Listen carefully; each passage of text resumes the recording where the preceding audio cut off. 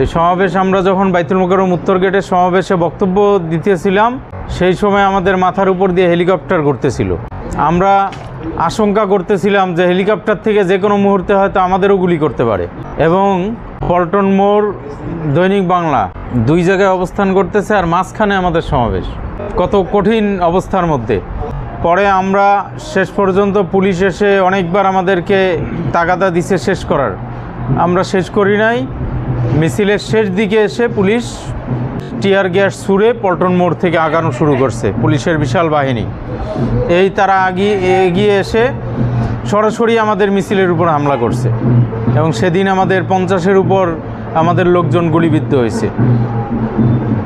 এই যে সরাসরি যে সরকারের সাথে, সরাসরি সরকারি বাহিনীর সাথে যে অবস্থান, এটা কিন্তু ইসলামী আন্দোলন একমাত্র করছে, অন্য কোনো দল দলীয়ভাবে কিন্তু কেউ করে নাই।